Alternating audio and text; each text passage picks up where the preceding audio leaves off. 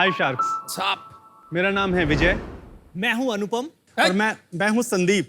हम जयपुर राजस्थान से आए हैं। क्या बात। शार्क्स, आज आप सब लोग बहुत अमेजिंग लग रहे हैं। Great jackets, great dress, but in सब अमेजिंग गारमेंट्स को बनाने के लिए चाहिए फैब्रिक। और इन सब फैब्रिक को सोर्स करने के लिए एक फैशन ब्रांड को बहुत पापड़ बेलने पड़ते हैं। सोचिए नागपुर की निकिता को अपना एक क्लोथिंग लेबल स्टार्ट करना है। उसके लिए उसे अलग अलग जगह जाना पड़ेगा, जैसे कॉटन के लिए उसे भिवंडी, विस्कॉस के लिए इरोड और निट्स के लिए तिरुपुर। क्योंकि निकिता का ब्रांड है सुपर यूनिक, तो उसके लिए उसे अपने कस्टमाइज्ड डिजाइन भी चाहिए। और प्रॉब्लम तो अभी शुरू हुई है, क्योंकि फैब्रिक के अंदर में प्री ट्रीटमेंट, उसकी प्रिंटिंग, डाइंग, कलर फास्टनेस, ये सब भी इसका एक पार्ट है, जिसके लिए कोई छोटी क्वांटिटी करना भी नहीं चाहता है। ये प्रॉब्लम है सभी डिजाइनर्स की और सभी प्राइवेट लेबल्स की। और इन सब फैशन ब्रांड्स की फैब्रिक सोर्सिंग की प्रॉब्लम को सिंप्लीफाई करने के लिए हम लेकर आए हैं फैब्रिक, इंडिया का पहला tech enabled fabric sourcing platform for private labels, जहां पे आपको हर तरह के fabric, dyeing, printing, low MOQ, good price एक ही जगह मिल जाते हैं। हमने इंडिया के 200 से ज्यादा वेंडर्स के साथ में मिलकर एक प्रोडक्शन और डिजाइन इकोसिस्टम क्रिएट किया है और पिछले 8 महीने में 250 प्राइवेट लेबल्स को कस्टमाइज फैब्रिक डिलीवर कराया। हमारा विजन है सभी फैशन ब्रांड्स और डिजाइनर्स के लिए फैब्रिक की सोर्सिंग, डिजाइन का कस्टमाइजेशन और फैशन ट्रेंड्स सब हो एक क्लिक अवे। और इसके लिए शार्क्स हमारी आस्क है 68.70 लाख के लिए 1% इक्विटी। ये स्पेसिफिक नंबर कैसे निकाला आप लोगों ने, वो इंटरेस्टिंग है। न्यूमेरोलॉजी है क्या कोई? प्रीवियस इन्वेस्टमेंट हुआ है? Yes sir. अभी हम एक राउंड रेस कर रहे हैं जिसमें 8 करोड़ रुपए की कमिटमेंट आ गई है, 56 करोड़ प्री मनी के ऊपर। यार आप क्यों आए हैं यहाँ फिर? चलिए। तभी तो आपका साथ चाहिए sharks. So Fabriclore, welcome to Shark Tank. Thank you. तो आपको ये इंस्पिरेशन कहाँ से मिला? यान बाजार से? तो ये इंस्पिरेशन यान बाजार से डेफिनेटली नहीं मिला।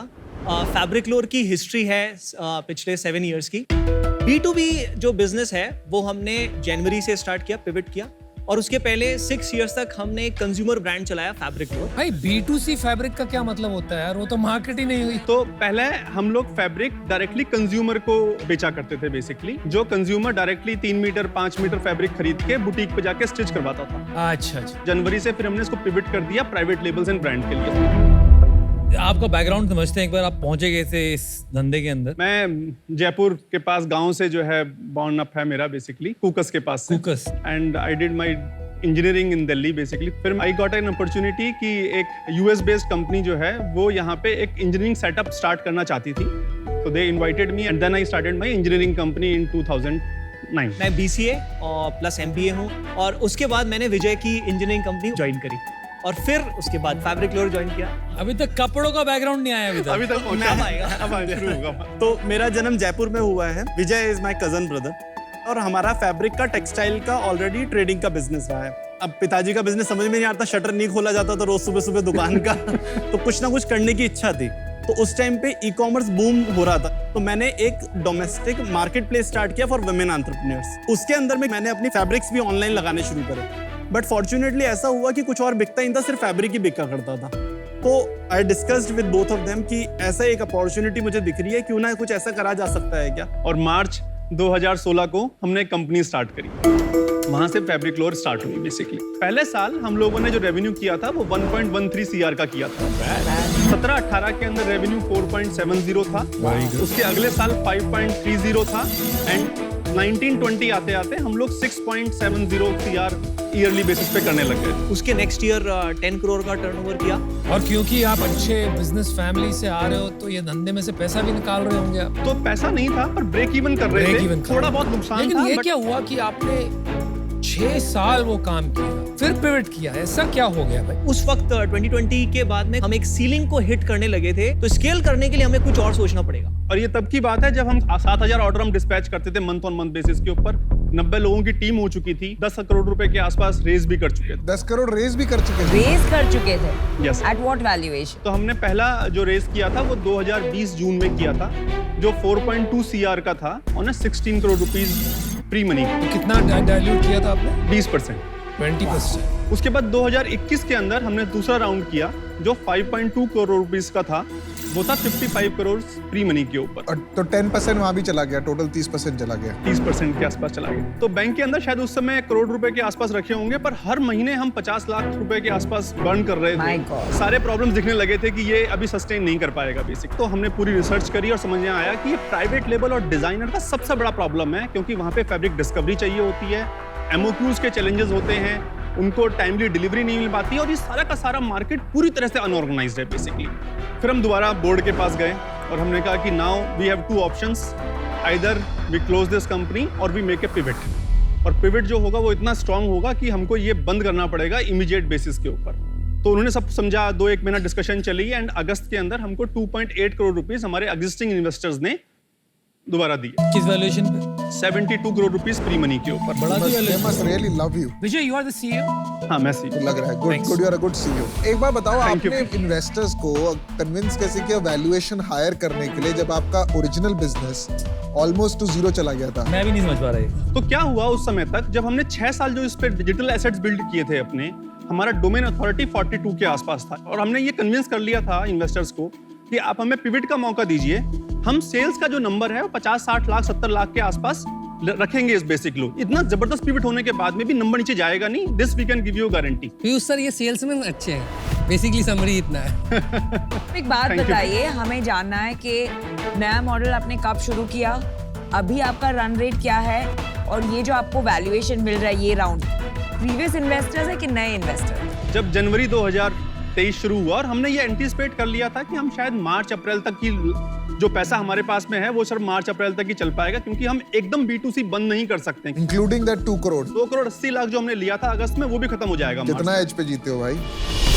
मार्च के अंदर। वो समय आया कि हमारी जेब में पैसे नहीं थे। हम लोगों ने, फाउंडर्स ने 1 करोड़ 10 लाख रुपए होम लोन लेके कंपनी में इंजेक्ट कर दिया। भाई दम तो है, ये मार्च 2023, मार्च 23 के अंदर, 6 महीने पहले की बात। 6 महीने पहले की बात। दम तो है, बेवकूफी है कि नहीं पता आप लोग एक चलेगा। क्लासिक केस ऑफ एंटरप्रेन्योर्स में जो कहते हैं कि आप पैराशूट लेके कूद जाते हो, फिर सीखते हो कि कैसे खोलना है। कहीं ना कहीं वो हर टाइम पे एज पे खेलते जा रहे हो आप लोग। अच्छा, ये तो मार्च तक आते आते हमने होम लोन ले चुके थे। उसके बाद में फिर मई जून पहुंचने लगा और पता लगा कि कंपनी के पास इतने भी पैसे नहीं हैं कि या तो हम ऑर्डर लेंगे, एम्प्लॉय को पैसा देंगे, या फाउंडर्स पैसा घर लेके जाएंगे। और हमने अपनी सैलरीज देनी बंद कर दी। आज 7 महीने से हम तीनों फाउंडर्स ने कोई सैलरी नहीं ली है कंपनी। पहले क्या सैलरी लेते थे? हम तीनों की सैलरी 6 लाख रुपए होती थी combined 2 lakh each. 2 lakh. Okay, इसमें मैं एक बात और जरूर कहना चाहूंगा शाक्स यहाँ पे, कि हमारी टीम ने भी बहुत सपोर्ट किया। एक समय ऐसा था कि शायद हमको ऑफिस जाने से डर लगने लग गया था कि ऑफिस सुबह उठ के क्या इनर्शिया से ऑफिस जाएंगे बेसिकली। तो आज अभी आपके पास पैसे नहीं है? तो फिर हमने जुलाई के अंदर इन्वेस्टर्स को अप्रोच करना शुरू किया, वही इन्वेस्टर्स को। नए इन्वेस्टर्स को। और इन्वेस्टर्स ने एग्री कर लिया 8 करोड़ रुपए डालने के लिए। भाई दांत देनी पड़ेगी यार, सलाम। Thank you. अभी तक पैसा आया नहीं है।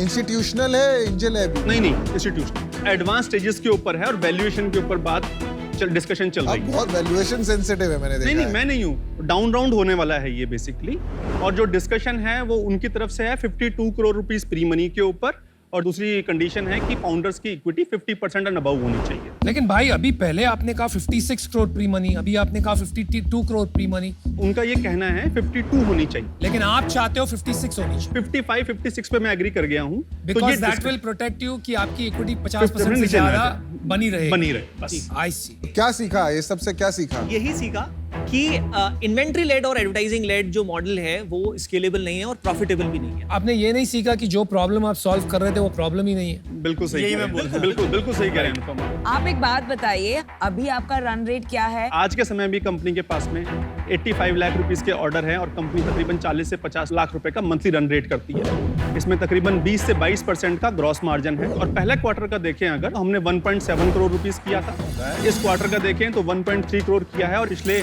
8 महीने के अंदर टोटल जो कस्टमर एक्वायर किए हैं वो हैं तकरीबन 300, और 300 में से जो रिपीटेबिलिटी है वो तकरीबन 109 कस्टमर की है। तो हर 2 महीने के अंदर कस्टमर रिपीट कर रहा है। और AOV भी 40,000 रुपीस के ऊपर। जैसे आपका रेवेन्यू तो Q1 to Q2 गिरा है, तो ऑब्वियस है कि अगर रिपीट होके स्नोबॉल में नए कस्टमर ऐड हो रहे होते तो रेवेन्यू बढ़ना चाहिए, गिरना थोड़ी चाहिए।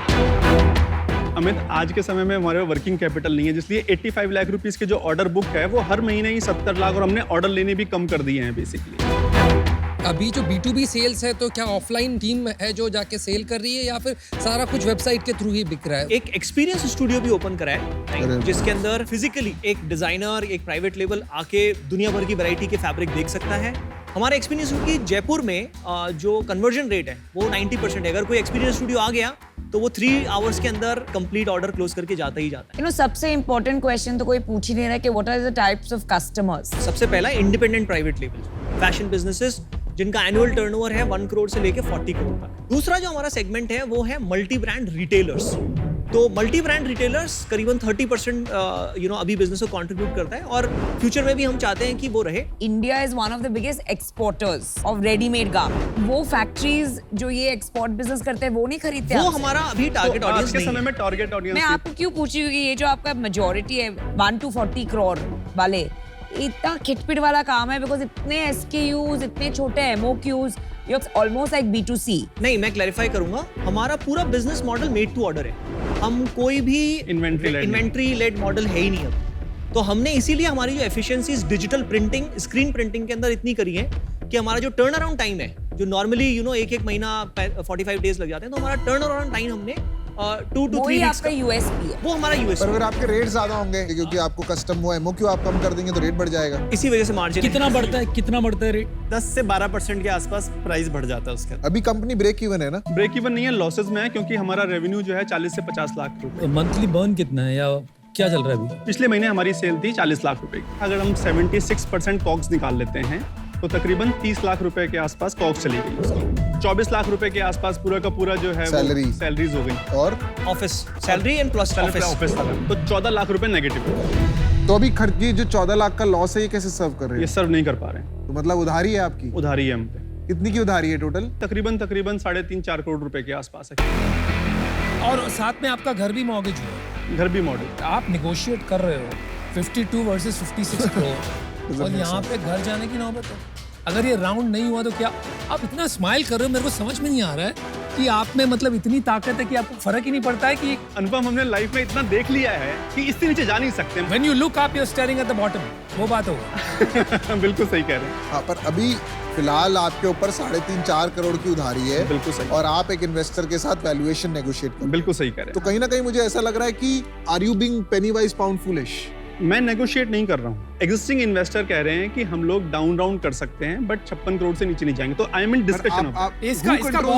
इसका बहुत अच्छा सोल्यूशन है। आप उसे कहिए 52 करोड़ पे करने को तैयार है, लेकिन अगर हम ये परफॉर्मेंस मैट्रिक्स मीट करते हैं तो आप इतने शेयर्स क्लॉबैक कर लोगे। दोनों एग्जिस्टिंग इन्वेस्टर और पुराने इन्वेस्टर को एक्सेप्टेबल हो जाए। क्लॉबैक ऑप्शन इन्वेस्टर एग्रीमेंट में एक ऐसा क्लॉज होता है जिससे फाउंडर अपनी कुछ इक्विटी वापस इन्वेस्टर से ले सकते हैं यदि वो अपने प्री डिफाइंड माइलस्टोन्स अचीव कर लेते हैं तो। थैंक यू अनुपम। ये नया थॉट था, ये अभी तक हमारे पास थॉट नहीं था।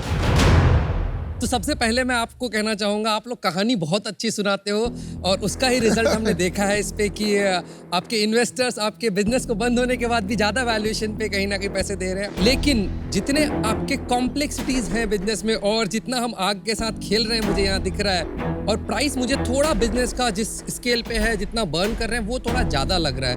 तो more of the price reason से कहीं ना कहीं फंडामेंटली मैं आउट होना चाहूँगा। But anyway, all the best. Hopefully आप जरूर कुछ अच्छा करेंगे। Thank you. मेरा सबसे फंडामेंटल प्रॉब्लम है loss making and after so much dilution, almost 49% dilution, आपका वैल्यूएशन बन रहा है समवेयर अराउंड 56 करोड़। तो जो बिजनेस फंडामेंटल्स है फॉर स्केलिंग वो नहीं जम रहा है मुझे, and for that reason I am out. चलिए तुषार सर आउट। आपकी इक्विटी स्प्लिट क्या है? तो मेरे पास में और संदीप के पास में इक्विटी है 21.68% ईच और अनुपम के पास है 13.49%। हमने 6.11% का इजॉप पूल बना रखा है जो अभी तक अलोकेट नहीं किया गया है। वो क्यों नहीं किया अभी तक? इतने लोग आपके यहाँ बिना पैसों के काम कर रहे हैं, किसी को इसॉप नहीं दिया आज तक। अभी वही होने वाला है बस। यू आर ब्लेस्ड, मतलब मैं कहूँगा यू आर लकी कि आपको कोई 8 करोड़ रुपए दे रहा है, पर आप उसको भी अभी कैजुअली ले रहे हैं कि नेगोशिएट चल रहा है, मैं बात करूंगा। तो वो फंडामेंटली एथिकली मेरे वैल्यूज से भी नहीं। अगर मेरे पास आज 8 आए तो पहले मैं 4 उतारूं ताकि आई कैन स्लीप पीसफुली। बिल्कुल। हाँ, बट अदरवाइज आपसे मिलके बहुत अच्छा लगा। I think you very high likelihood, जितनी आपने गलतियों से सीखा आप कुछ बड़ा बनाएंगे, पर आज मैं इससे बाहर होना चाहूंगा। Best of luck. Thank you Piyush. देखो यार, एक एडवाइस दूंगा आपको एज अ CEO।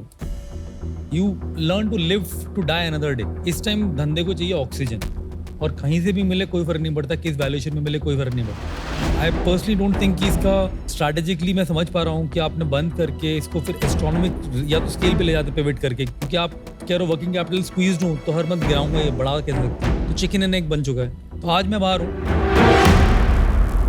मैं आउट हूँ, क्योंकि पैसा कैसे वापस आएगा at this valuation? I have no hope. Right, good luck. Thank you, मजा आया। Thank you, thank all the you, best guys. Thank you, Thank you.